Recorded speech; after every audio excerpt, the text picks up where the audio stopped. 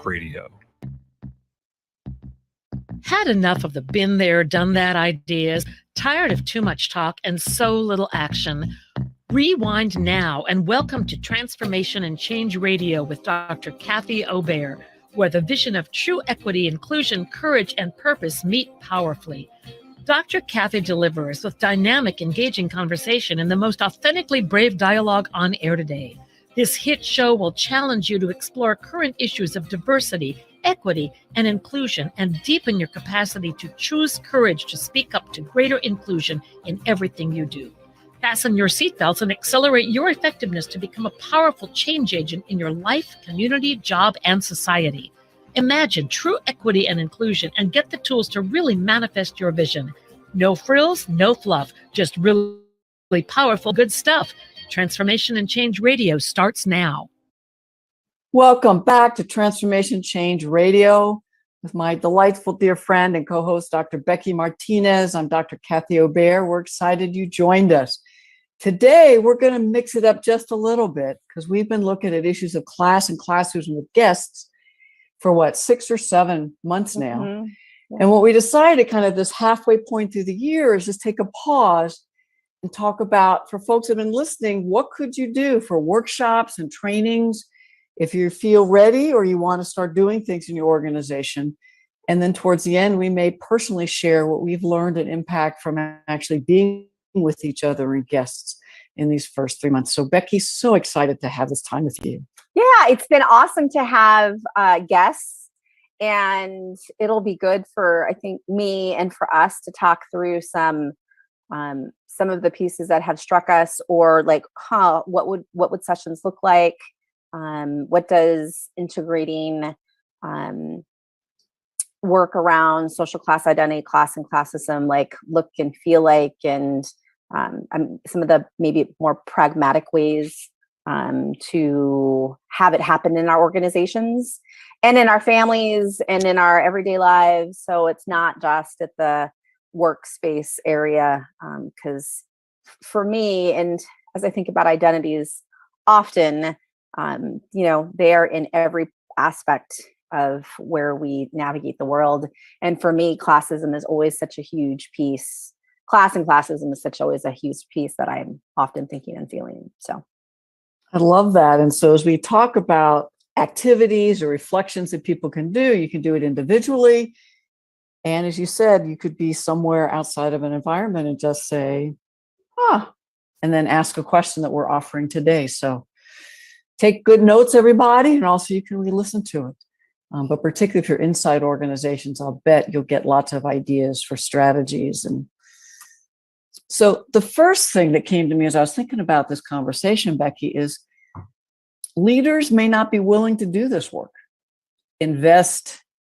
It could be internal people do it, but that's still time and resources and time away from other tasks. So what are some reasons that leaders and employees really need to, the leadership case? Why is it critical to look at class and classism, class identity inside organizations? Well, the first part for me is that there's a sense of belonging, that people feel valued, heard, and respected in a lens of class, and knowing that most organizations are hierarchical. There is a difference in pay. There's a difference in packages. There's a difference in retirement and responsibilities. And so even taking all of those considerations or variables into play of reality, how do we still have spaces or actually how does an organization still feel, and the people in those organizations feel like they're a part of, and that they belong, and that they're heard, and that their stories are valued, and that they're just not there for a job or production, which is so counter to how we work in the world, at least in the US context, because it's about production and output. And how do we as organizations have it be more about people than just here's the task or here's what you have to do.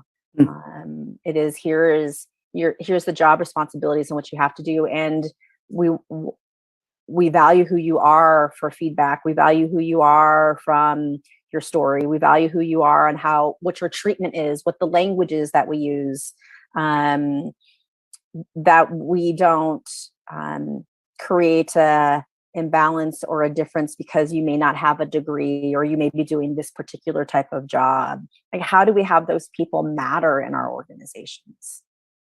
I hear you. I just read some study last week about why people are leaving and what they want in organizations. And it's so much of what you said: having meaningful work, making a difference, getting a chance to move up. And so particularly with the traditional hierarchical, I think one reason is to find internal folk who already know the culture, the climate, are committed to your organization. And when you're hiring and promoting, really see them as valuable assets, not just, oh, they're administrative assistants, oh, they're a team leader, but they're not going to move much farther. So how to really see true value and assets in your organization. The other thought that came as you were talking was to have people look at their strategic plan and then line everything up with that, but particularly retention and motivation and serving others, which are so key, that if folks don't feel like, as you said, they belong, they matter, their voice is included in decision making, then those real business outcomes, which leaders measure, you won't meet them. And so I know you and I are passionate because that's just the social justice thing to do, but most people listening have leaders that they have to find literally the business case, why to invest in this sort of additional type of training that they may never considered before. Yeah. So a couple of things that struck me is even the concept of moving up. Right. And so how do we like reframe what that looks like for folks? Because some people, that may not be anything that they are wanting or needing, but we have this philosophy or ethos that that's the expectation for folks. And that could very well be what folks want to do. And how do we still value those frontline jobs and workers and responsibilities as a valuable part of our organization? And we can coach and we can mentor and we could provide opportunities.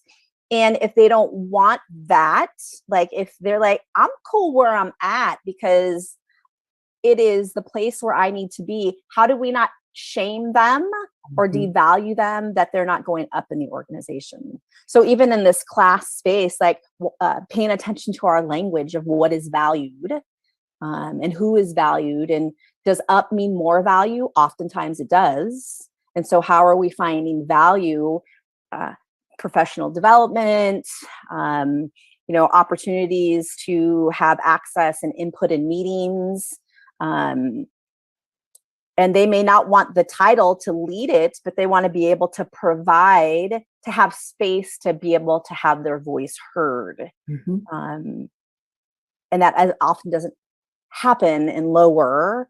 And so how do we create voice and access to the lower if we're using that language? But that's one of the things like, up, low, like, let's throw that on its head for a little bit.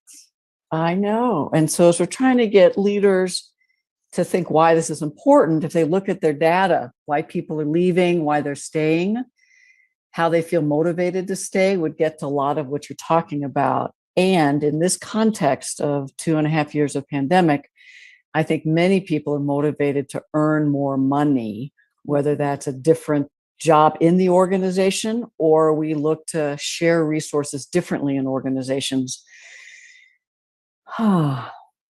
So once leaders agree, whether they're HR, whether they're management, that this work is needed, what could be some outcomes that could be reasonable? Because, inside and outside organizations, they do need, when they're doing, okay, we're going to do this workshop. So what's it going to be titled, description? So what could be some ways for people to think about presenting this in a way that leaders, HR will buy, knowing that it's so critical and needed? Many times, just understanding concepts. So being able to, so when I do session outcomes, right, or intentions, because outcomes feels so like we got to be doing this shit for like years, right? Or even if we look in academia, outcomes are related to a semester of classes.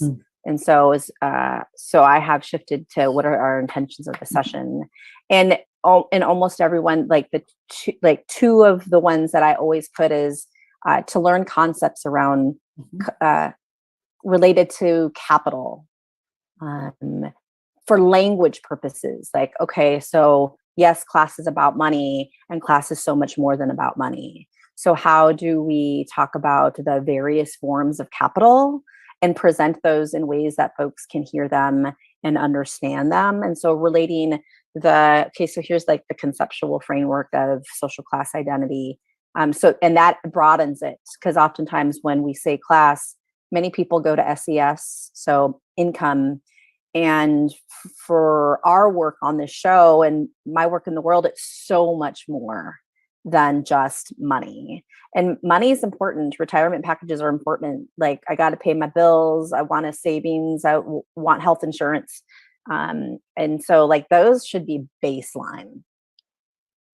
And then how are these other forms of capital part of the organizational culture? Or how do these other forms of capital show up in in indirect ways?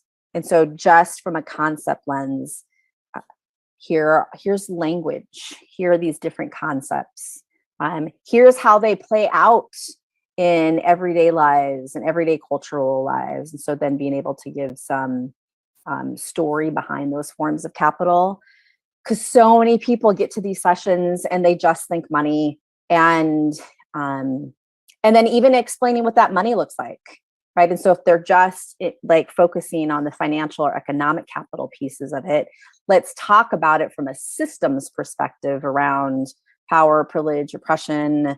And then class becomes a little bit confusing, because whose definition are we using? So as an organization, really becoming clear on, so what are your definitions of class or social class identity, or what is your framework to talk about it? And as consultants or trainers, we may need to help them figure that out, because they're like, I don't know, we just need to do work on it. But like, let's help them become more clear on like the what, the why, the how, and have it be more than just like a one-time drop in 2-3 one-day session. Like, how are we continuing to have a lens, not even a critical lens, but a lens around how class exists in the organization? I'd be really excited if an organization is ready for that sort of, this is what we need to do. Places that I end up doing consulting with may not yet be ready. So as you were talking, I'm like, so what would get their attention? So I wonder about intentions like, how inclusive is your organization related to less apparent dynamics like class and classism? And are there some ways that actually we're not as inclusive? There's not a sense of belonging for the employees and even in our services. And so those kind of questions, some people listening might be umbrella questions. And then how do we get there? Well, we first have to understand some of these basic concepts. The other thing came up as you were talking as an outcome is increase the capacity to have authentic, engaged discussions about dynamics of class, classism, class dynamics, and an outcome maybe, and to be able to recognize these unproductive ways that class plays out and interrupt them in the moment, and even be proactive when you're making decisions. So those are the kind of outcomes that come to me as I was listening to you. And maybe even the step before that, just as I think about doing like race and anti-racism work, sometimes it's like, how do you engage in conversations around race? Right? How do you engage in conversations around anti-racism? And as we know, right, some campuses will be like, well, we read this book, we've had a book club, or we've brought in this speaker, or like, like we're really focused on developing an anti-racism lens, and these are the steps that we've done. But I think that that's the question for organizations in the beginning is like, how does class exist in our organization? How do we engage it? What have we, like, do we talk about it? What are the ways and then you can look at the structure, like what is the structure, right? Or the policies or the practices around even talking about class, which we know from our own experience, as well as people who have been on the show, like we don't talk about pay. We don't like we're not organizations aren't transparent or as transparent as they could be about some of the processes or some of the behind the curtains concepts around class. Do organizations offer when you meet with HR around a retirement plan, like, do you even understand this without a shaming way? Because the expectation is when we have that conversation with HR to talk about investing, that people understand some of that. So how are we giving some pre-information even before that meeting to be like, okay, so you may be new to this. You may be new to picking a healthcare plan. Rather than just being like, the expectation is, okay, I'm just going to check some boxes and sign up online. You may be new to this. And so let's educate you or give you as much information as possible. Like just these like little things that don't feel very little for folks that don't have that background. So where I'm going is even before a session, some pre-work and some of these questions that you're offering. How do we talk about it, if at all? How do you already intentionally have a class lens when you're working with clients, when you're making decisions? And even the minute way you went and say, if you're working in HR, how are you doing these things? And if you're a supervisor, how are you doing this? So it could be some pre-work, because it's instead of an article for people to read, though that would be good too, it's almost like a checklist of really good, effective things we could be doing, and just have people think about, so what are you already doing and what do you think else could be done in the organization? Could be great pre-work. The other pre-work, each time we start, you have this wonderful list of questions, which is basically, what's your class journey? Where did you first understand the concept of class? And I'll let you maybe share more, but I could imagine also sharing that ahead of time and asking people to do some reflections on some of those prompts so they come in. Because I'm anticipating people are going to feel nervous and anxious when they come in, and we're going to have to create the container for engaged dialogue. And so having some of these questions beforehand, they may be able to come in more readily able to share in smaller groups. Yes. So how, I appreciate how do we create the container before the container starts in the like physical or virtual way? And those could be those reflective questions, or while it relates to higher education, in the straddling, right? The straddling class book from Sanja and I, and these brilliant authors that contributed, there are some implications at the end, right? Things to think about. And so that could even be used. Like there's a list that we have around how class shows up in organizational ways. And it's from an academic lens, but it could be, you could just change out some language. So there are some resources. I love it.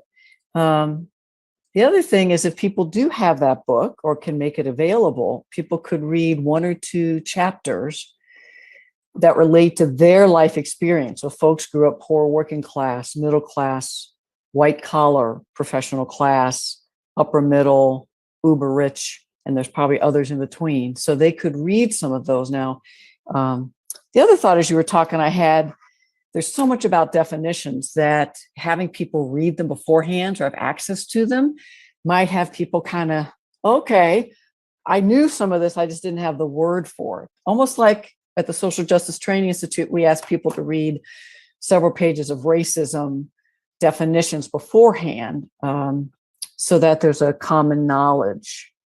I mean, that actually is a class intervention of some folks that have had more workshops around class or social justice may come in with more knowledge and terms, whereas others, we often don't give these workshops to folks who are not, quote, in white collar professional jobs. And so that's another way to kind of level the playing field beforehand.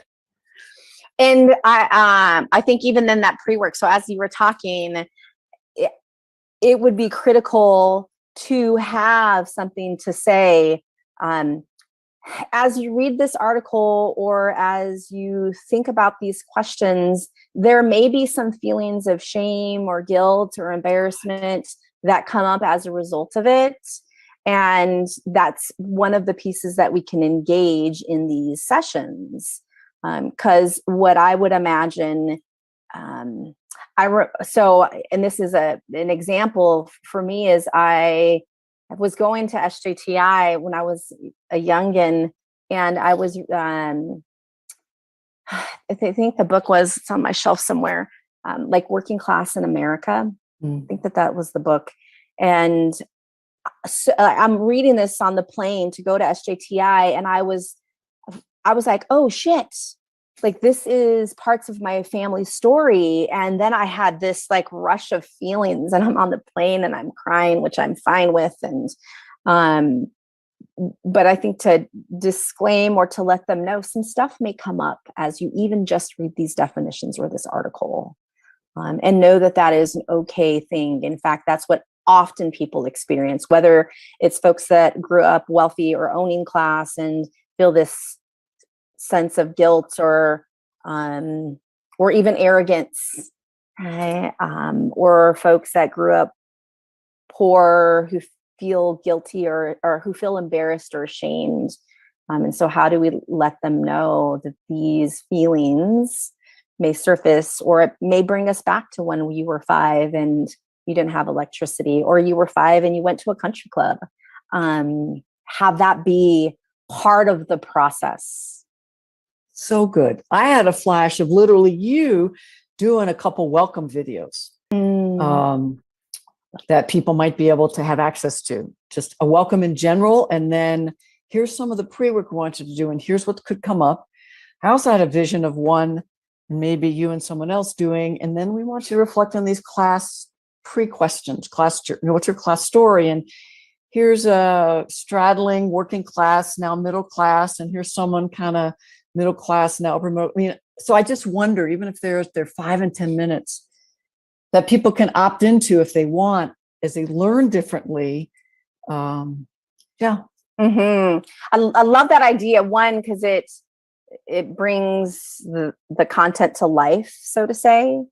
And there's so few videos, or like there's just so few resources with live people talking about class, where in some other identities, right? Like we've been talking about race for a really long time. It doesn't mean that we've gone too far, but there are so many like TED Talks, right? There are so many ways that people can engage at least the content and some feeling spaces around race, maybe gender and gender identity, but there's so few around class because it's such a taboo to talk about. So how do we like destigmatize talking about class? I love that idea.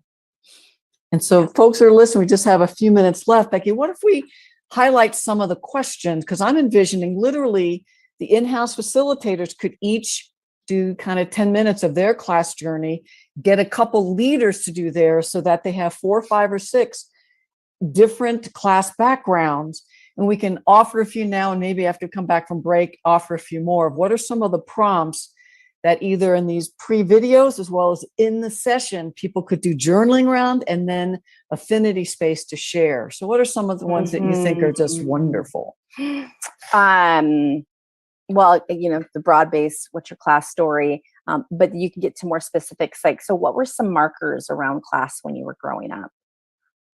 How was class talked about or not talked about in your home or in your community? Like, what did you notice in your community? Like those could be some starting places for reflection. And then you can also bring it to current life, right? So how do you talk about class now? What are some of those markers, right? What is different than how you grew up? What feelings come up for you when you talk about class? So there could be, those are like a lot of questions for a 3-minute video. But those could be some prompting questions for people to share a little bit of who they are or what class means to them. I love it. A couple others that came up. How did you know? And so, and that might be what you mean by markers. But I've heard so many people who grew up poor say, we didn't know we were poor until. Totally. And so when did you know? How did you know? I love all the feelings when you realized that society said you were. Or what were the messages you got about the classes you were in? Because you might have been in several over your times, the classes that other folks were in. Any and all of those listeners could get folks fully in their bodies, asking their journal beforehand, and then come back and pretty early on maybe share those. Anything else that comes up as we are about to go to break? Well, I would say those videos allow vulnerability and role modeling that it is okay to be vulnerable and talk about class. Because again, we've been socialized to not do it, and it's taboo. And so to see people outside, like in your organization and outside of your organization, talking about it allows you to breathe differently, to be like, okay, I can be vulnerable in my story around it and have it be upheld, have it be supported, have it be cared for, and have it be okay. So, yeah. Yes. Well, when we come back from break, we'll do more. Back here with Transformation Change Radio, Doctors Kathy Obear and Becky Martinez. We'll see you on the other side. Yep.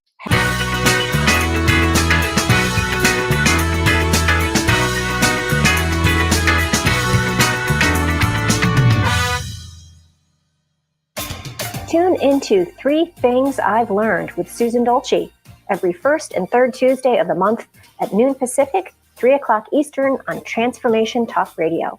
Join Susan and her guests as they share the stories that shift our souls about radical transformations, courageous breakthroughs, and life lessons. 3 Things I've Learned with Susan Dolce. For more information, go to transformationtalkradio.com or visit Susan's website at susandolce.com. We are courageously expanding love on my new show, The Elizabeth Cunningham Show, every Tuesday at 3 p.m. Pacific Standard Time on transformationtalkradio.com. Join me and my guests where we talk about relationships, sex, love, and the ways we wish we could be but never thought were possible. Visit elizabethannCunningham.com and subscribe. Are you ready to manifest the highest version of your life? Then let Adrian Cobb guide you on your own personal soul quest. Every year, Adrian hosts 2 7-day virtual solstice quests and a 21-day soul quest to create a quickening in your soul's evolution. During the quest, your heart unravels and you remember the depth of your love. The essence of who you are is always wanting to be fulfilled. To learn more, visit mywildmagic.com. That is mywildmagic.com.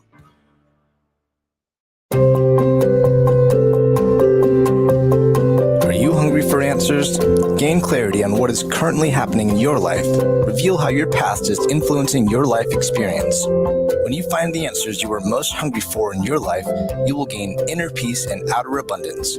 Contact Robin Clare to create an achievable plan for your ultimate success at clarity.com. That's CLARE-ITY.com.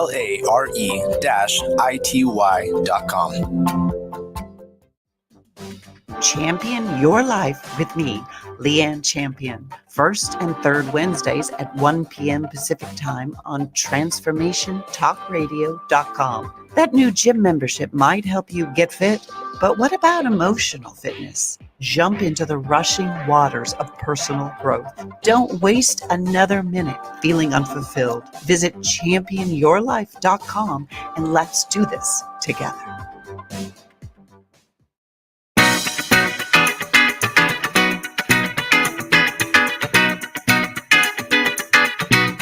So much fun with you, Dr. Becky Martinez, about how could we do workshops, whether they're formal workshops or questions outside of the work environment with family. We ended the first half thinking about, could you develop some videos where people are telling their class stories? And I had a quick thought at the end.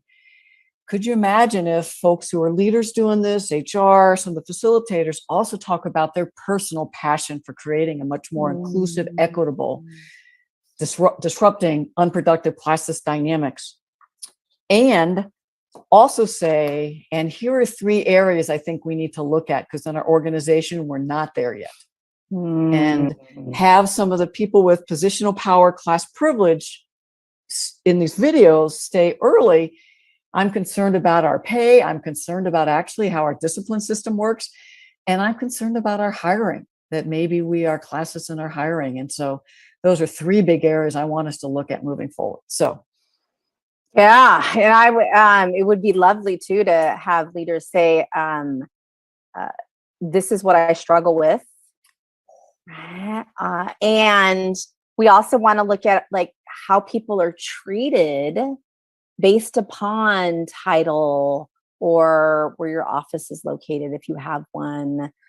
Like let's really kind of dig into the treatment piece of how class works out, because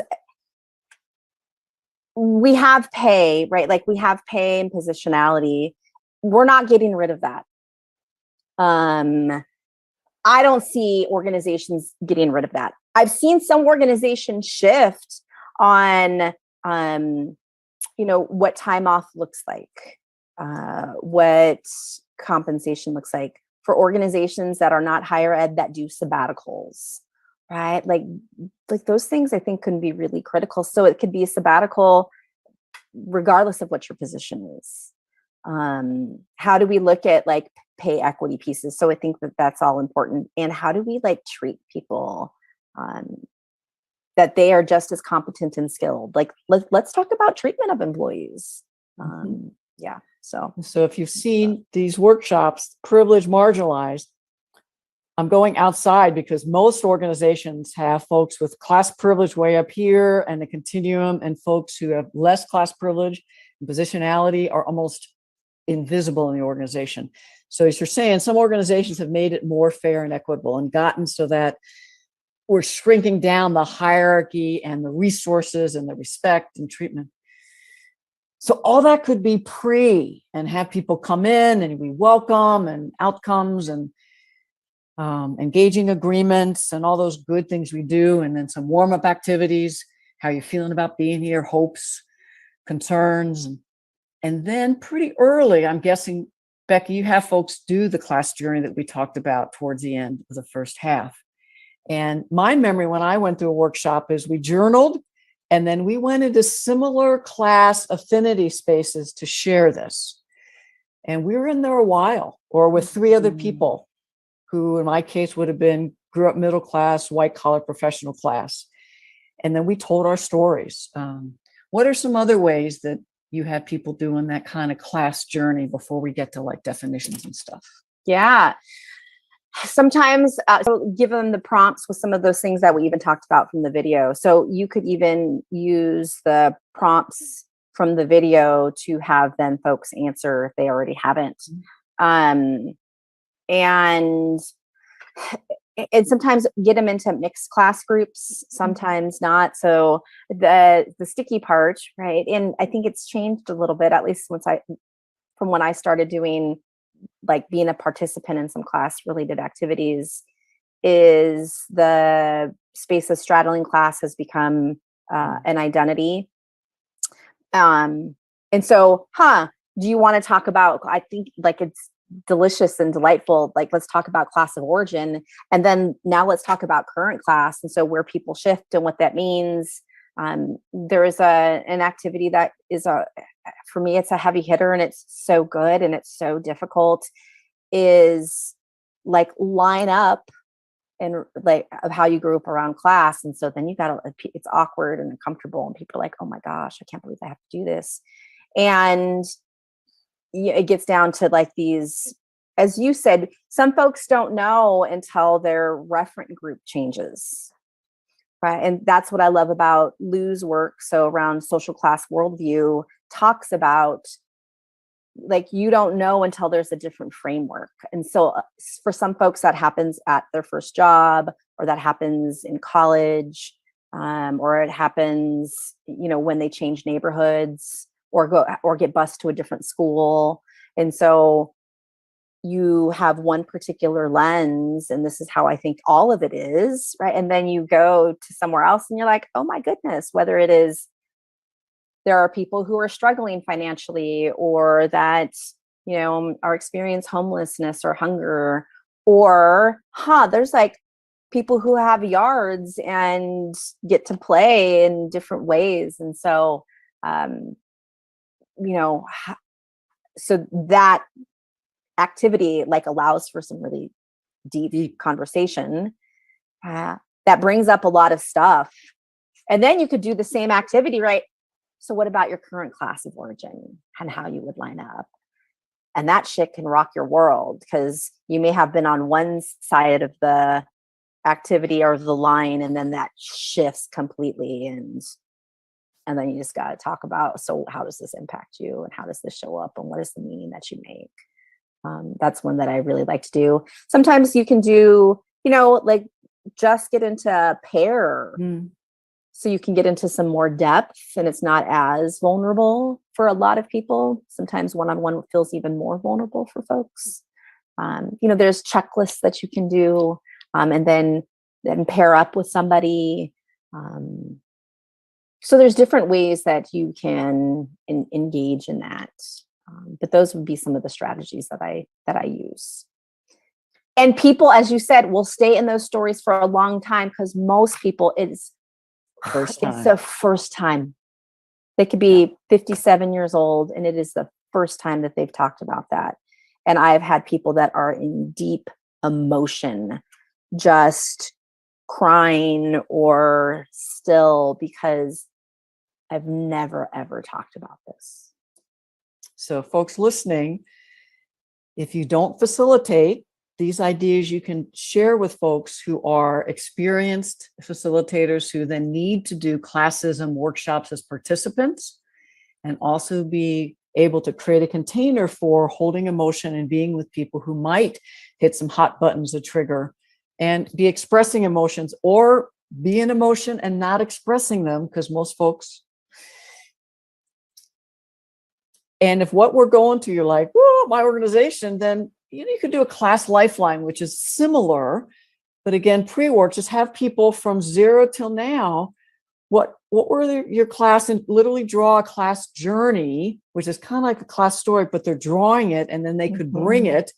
And that might feel easier to share, more detail than how I was treated. So all kinds of things. We're hoping that as you listen, you're getting new ideas. And Kathy, I want to add on that, like if you were to draw it or do kind of like a timeline, you could give some prompts, because most people will even struggle with, what does that mean? And so you could be like education, community, housing, language, right? Geography, vacations, so you can get into some real specifics so that it becomes so tangible for them. Because many times class can be really like nebulous and messy and I don't know. And so I think providing some specifics helps them realize. Yeah. Clothes, food, size of family, all kinds of things. Employment, I think you might have mentioned. So you can probably tell 1 or 2 days would not be enough.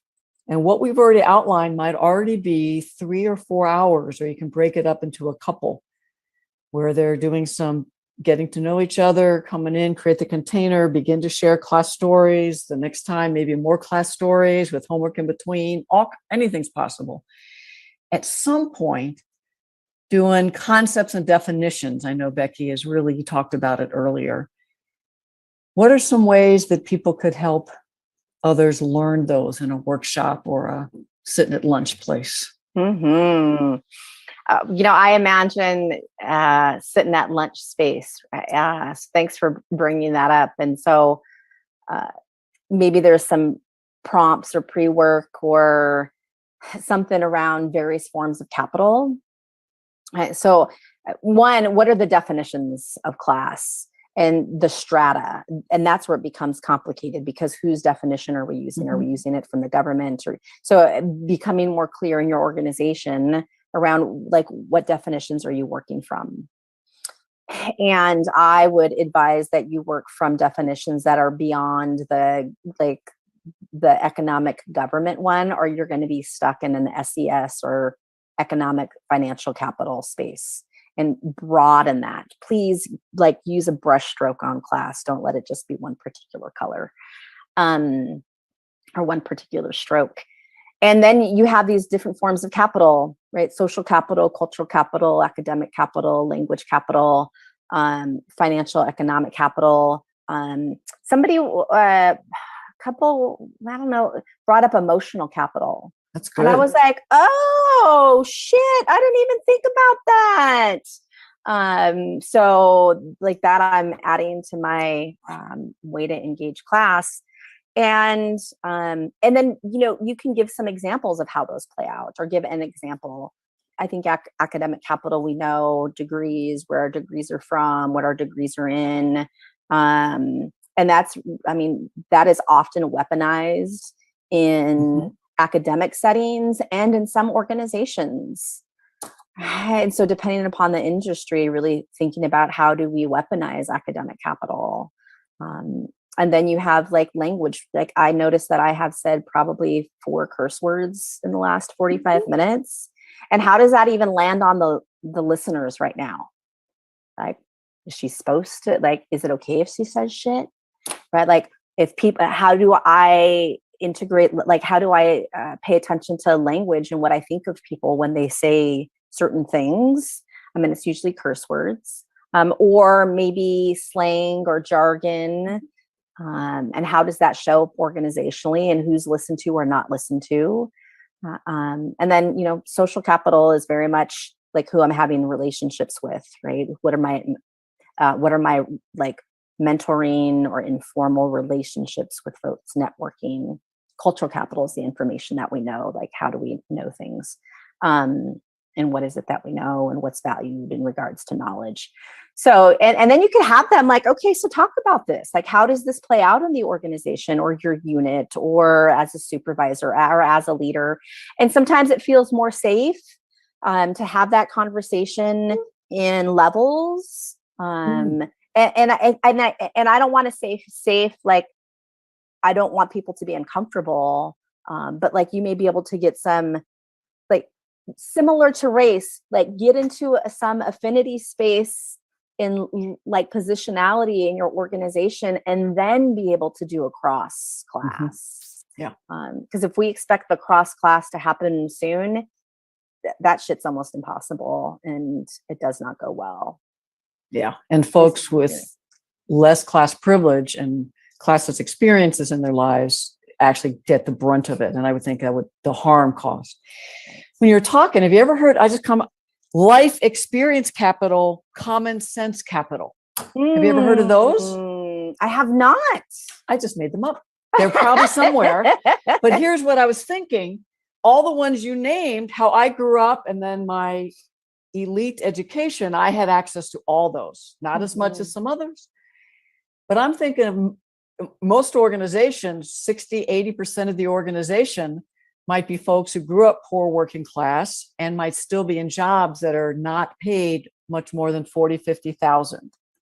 Is that fair? I wonder if adding those, if y'all are listening, because some folks are like, I got street smarts, I got growing up in this neighborhood smarts.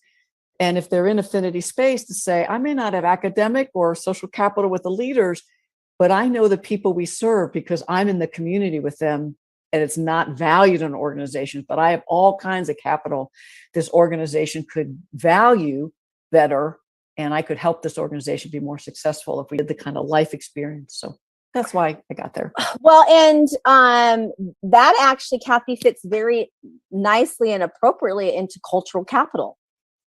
I love it. Right. But often we think about cultural capital as like intellectual knowledge or like book knowledge. And that's not necessarily the case. So if we look at the community cultural wealth model, and I think cultural capital is a part of that, like it is not referring to academics. And so even how do we reframe what cultural capital is in a class lens? Because it's like, I don't care how many books that you read, like, do you know how often you have to like water the citrus trees, right? Or like how you do irrigation systems, right? Or how you lay cement, like that is cultural capital, like that's knowledge.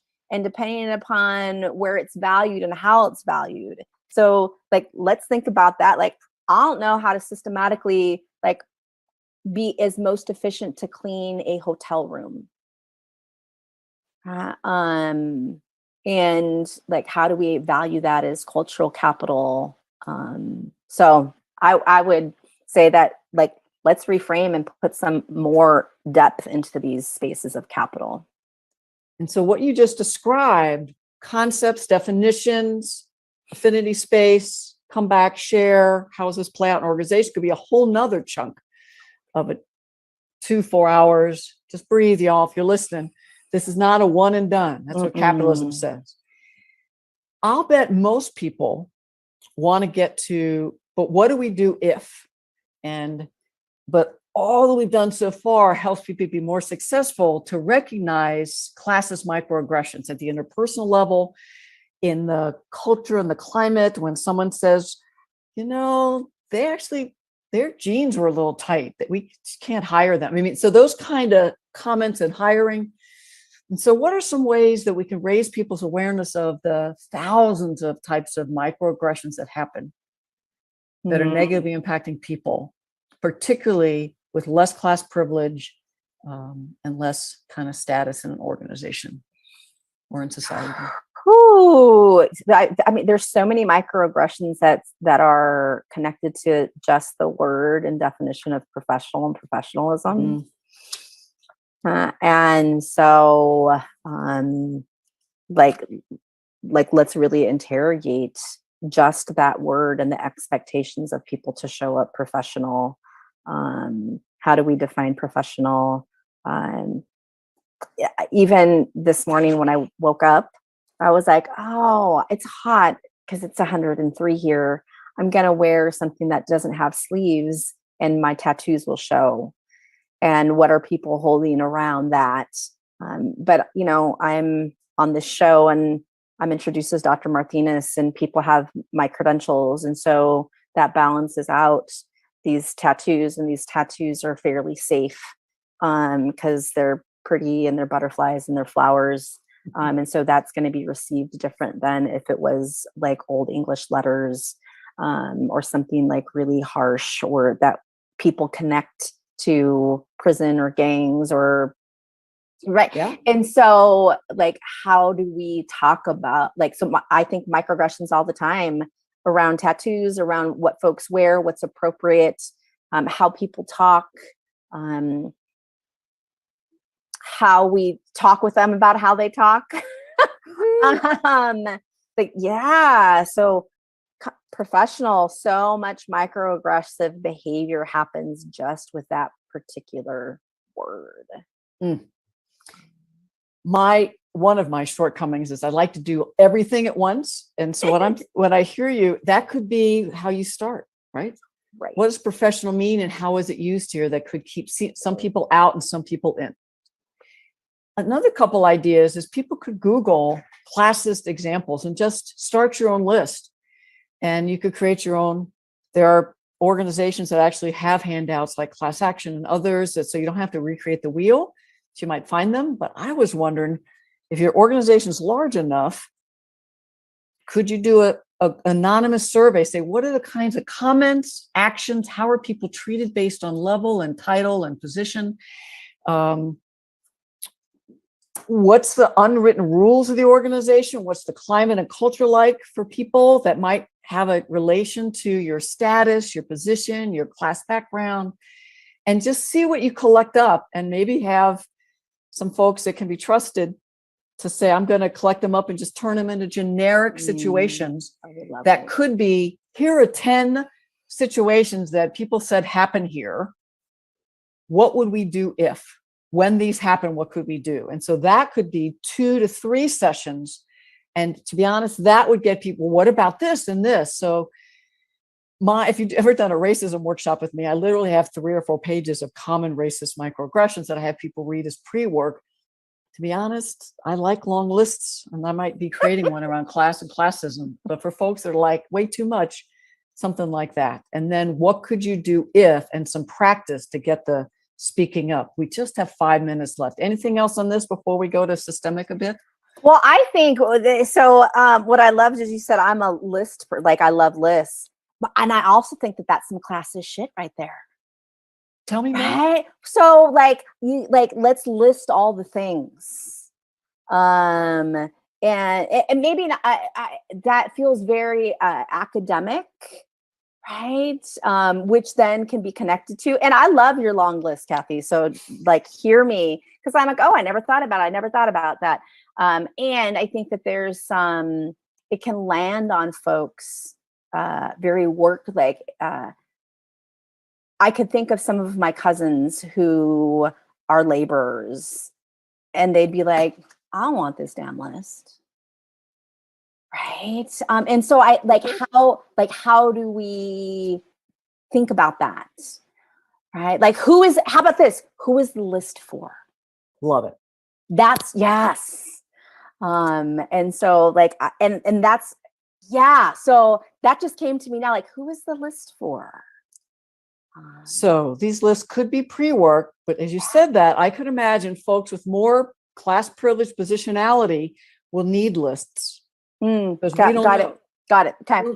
Or we choose not to know. So that could be, so it could be, we're going to do some affinity space. If you have you want to do storytelling about what you've experienced. And if you're more management and above, and you're like, I want to see and then everybody has it in the handout. So, but so to your point, we could do a privileged marginalized affinity where storytelling and honesty, and then they can share out if they want. Here's the kind of things that really happen here. Yeah. I love that. We may want to do another one of these because we're almost out of time. I know, because So I know we only have a few minutes. I think microaggressive behavior. One of the things that happened in the pandemic, and I was guilty of it, is I would talk about how my body hurt so much from sitting, and then it's people have been doing my mom's been sitting for 40 years in a job in a chair at a front desk, but it became this this, oh, my body, I've been sitting for so long, I need a new chair. And there have been people who've been that are sitting in your organizations that have been sitting for 20 to 30 years. And we had not thought about the impact on body until middle class plus folks were doing the same thing and were in pain. Whew. As we close, this whole concept of intent and impact when we're doing microaggressions, your story example is wonderful, Becky, because you may have just said it, and then people to spend time as we're doing workshops to have people know, regardless of our intent, when we say things, they have an impact across class dynamics. And so then to be able, so what happens in the moment if we've said something that has a negative impact? How do we have that conversation? That might be where we start our next one, where we do part 2 of this. As we close out, you would really wanted to share, what have we been learning as we together, the impact of doing this? We have a couple minutes. I don't know if you want to go there or go somewhere else. So the learning has been so deep. There are assumptions that I had. There are pieces that I didn't think about. Ease, the ease of class privilege. I'd never heard that to hear your story, pieces of your story. I think the learning together with you has been really important. And for us to have really authentic dialogue, to build our capacity to talk about class individually and systemically, that's been delightful for me. I join on all, and as I come from much more class privilege then, and I think now, I feel less guilt and shame just naming the truth. And I think that's what we need to do in organizations, as you've taught me, is just to be able to talk about class without the guilt, shame, especially class privilege, to not hold on to it and be like, are there ways that we can really make this more equitable and fair? And when we do part 2, we'll do so much more. Whew. Yeah, so good. We have to close out. Yes. So thank you for holding with us. Stay in it. Ask some questions to yourself. Think about how class shows up and how you lead and supervise in your expectations. And this has been delightful. We hold you till the next one. Go well. You've been listening to Dr. Kathy Obear on Transformation Talk Radio. Thanks for tuning in, and be sure to catch us next time as Kathy inspires listeners to become agents of change, motivate, innovate, and speak truth to power. Step into the courageous you that will change the world. Connect to life-changing conversations to extend your reach. For more information on Kathy and her work, please visit drkathyobear.com. That's drkathyobear.com. Views expressed on this program are those